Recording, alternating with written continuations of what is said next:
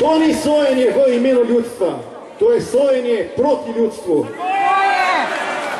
Zato vas ponovno vprašam, kdo je edina žrtev montiranega političnega procesa?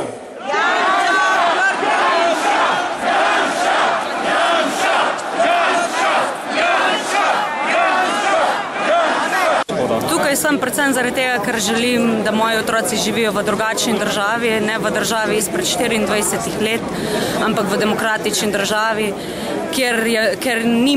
kjer naj ne bi bilo možno, da nekdo je obsojen na podlagi indicev in ne na podlagi dokazov.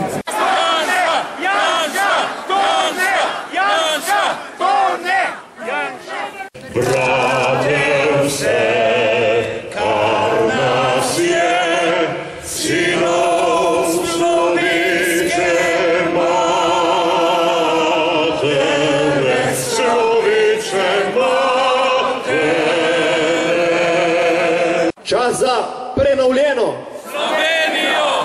Prišel sem zato, ker podpiram to politiko in ta način, ki ga SDS dela glede na Slovenijo. Na slovenske potrebe za resničnost, za svobodo.